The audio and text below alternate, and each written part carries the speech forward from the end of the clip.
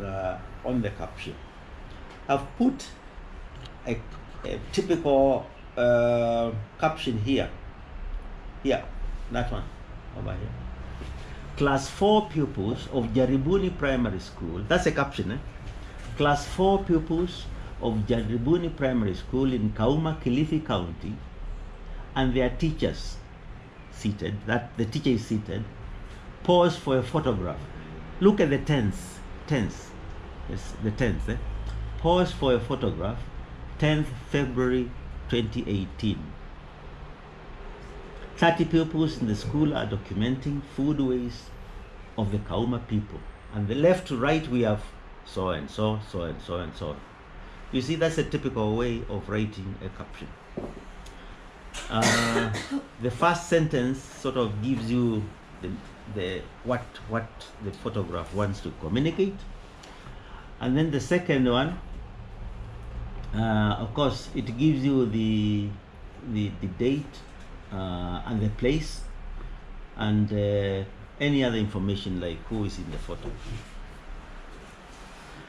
In case you have additional information, and in this case the pupils had lots of information, then the teacher writes in a separate book. The photo number is very important, so the teacher links the photo number, the date, and the place with the photo, and notes which he writes in his book. That means the teacher maintains a special book for captions, and what he uses as a reference is the photo number and the date and the place, and by which student.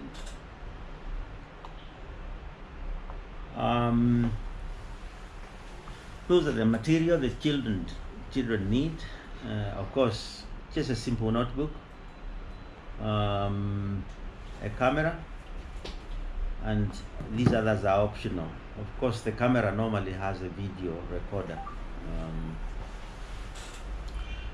So, when the teacher is left with the pupils, what sort of information does he or she pass? Of course, the children need to pick a topic. It could be a fruit, vegetable, cereal, and so on and so forth, edible fungi, or an animal, fish, insects, and so on and so forth. Then they go and interview their parents or guardians or relatives. And the key questions, which are very important, and what to keep in mind is, and this is what is communicated to the pupils, what are we talking about? Which food? The question of who is important at every stage.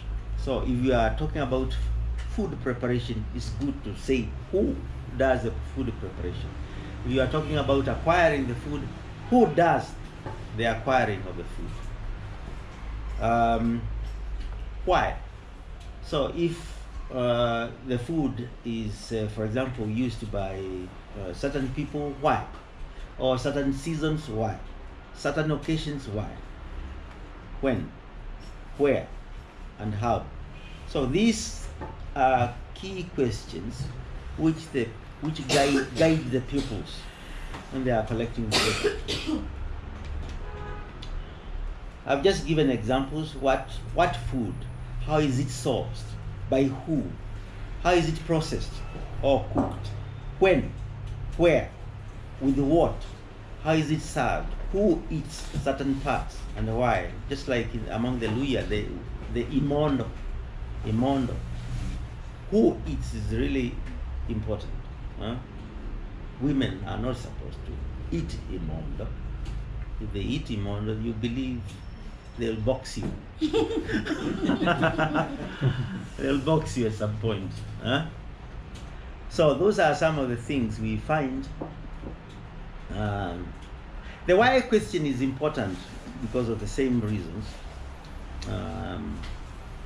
and so on and so forth. These are the things the teacher has to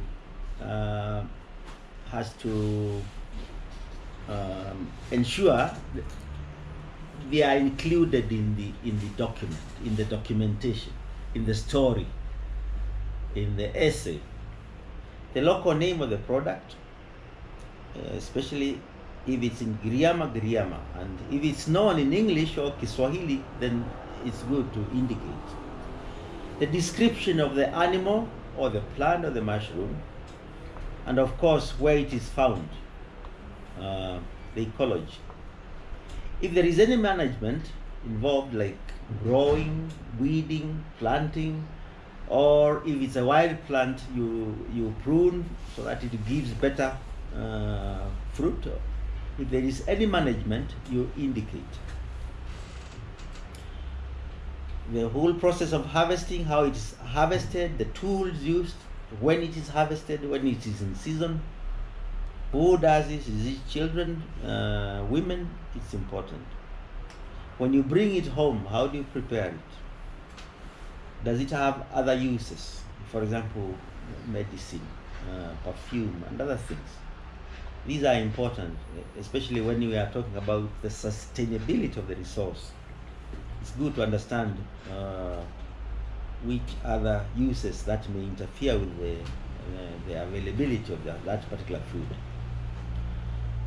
Then the whole issue of cultural importance, myths, beliefs, proverbs, songs.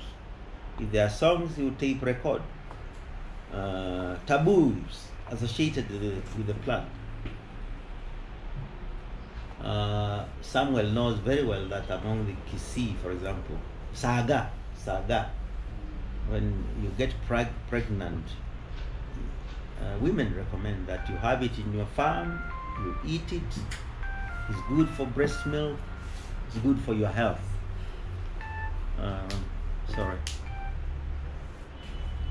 It's good for your health. The whole aspect of seasonality, when it is in season. And trends, because these trends are important. What's happening to the food? Is it disappearing? And that the pupil now, that is the opinion of the pupil. And of course, don't forget the equipment, the tools which are used in cooking, in harvesting. That's just a reminder.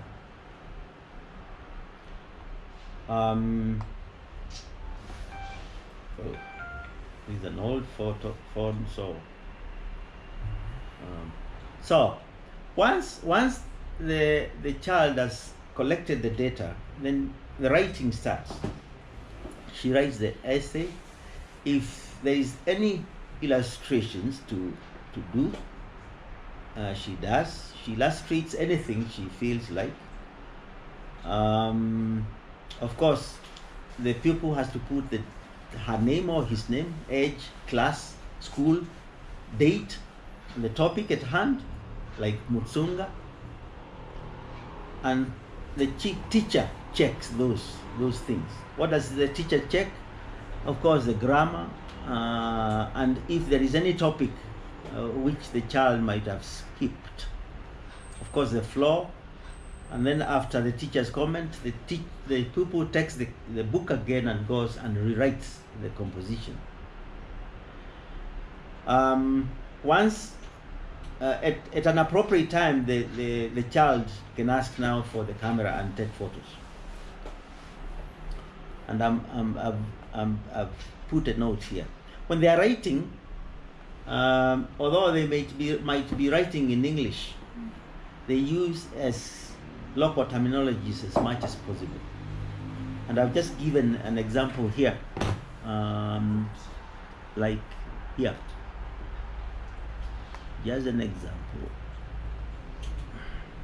By the way, I should be in this mode. Sorry. I've just given an example here. Okay. Where are we now? And then the notes. And now the cursor is gone. After the note. So e.g. where I have e.g. the pounding and the practice of pounding is known as kukima. It's probably different in different languages. Kukima. Of pearl millet is mwere. So, is done by women who are well past their menopause, and those women are known as ibeti. You see now how local names come in. So now you can see pearl millet is known as mwe. Pounding, that practice is known as kukima, and women who have after menopause, in their menopause, is ibeti. So if the common name is not, if you don't know what common name is, so you just use the local name instead of the English name, because that confuses you. Yeah. What you think is mwe, or what you think of maybe palm millet, or like how do you call it, the millet, for instance. Millet is the general term of millet. Many type of millet, finger millet, foxtail millet. So instead of using that kind of common name, it's better use the local name. And in bracket English name, question mark. Yeah. Okay. And then we encourage people to write as many stories as possible, and they should be as diverse as possible. If you write about vegetable, next time write about a fruit, an animal, mushroom, and so on and so forth. And then teachers are encouraged to have a forum with the children where they present their work. We've talked about the photos. The camera is only given to responsible people, because there are some people who are naturally careless. And of course we talked about captions, and then after everything is done, the pupils have written their stories, the photographs have come from brought by the pupils. Now the teacher puts everything together, and what we do is, if the pupil, normally they write in a book, the pupil has written their stories, the teacher takes a camera, same camera, and takes photos of everything.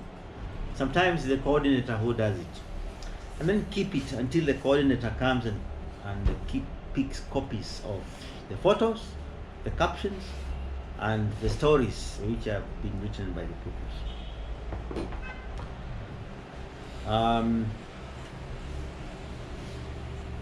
Fiona, who are these? This? Huh?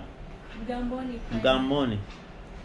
Yeah, and this is Jaribuni with their teacher. Fiona can be seen somewhere in the corner there.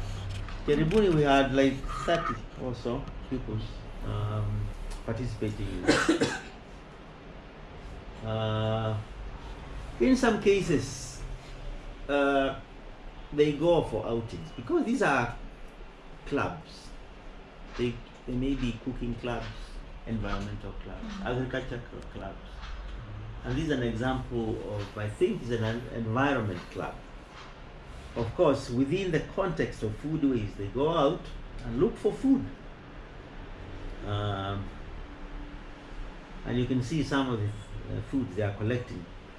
This is those ones are what they call kaa, K-A-A. They are sea snails, but edible. They like them. This particular place is Kwale, and these people are Makonde originally from Tanzania, and they like this car. Let me show you some of the photos. Those photos are taken by them, by the way. The students. The students, yes. Natoka vizuri. This is Jaribuni Primary School. And those are the pupils who participated. with their teacher, and they are now out in the field. As a photo I showed you, these are mangroves, by the way. Mangroves. You see, you can see the breathing roots. So they are out to collect these snails, and they also plant, propagate them there. So they have collected their snails, and then they have brought them home, and they are boiling them. After boiling, once they are boiled, they kill them. they die. And then they remove their contents. These are the These are the snails. snakes. And now these are the contents. These are the contents which have been removed. And now it's time to cook them. Foodways. Nyanya. Yeah. And time to eat. Ugali. So that is You tested. no, this them taking photos. So we only saw the photos. Ama Fiona, did you try? Did you try? Yeah. These are also theirs. You can see that's muhogo. They want to show how they prepare muhogo. How they prepare cassava. Just you can see it from the photo, you know. They are there uprooting the cassava. And then they peel. They are peeling. The photos can tell you. And then they take coconut. They get the flesh out. That's it, flesh.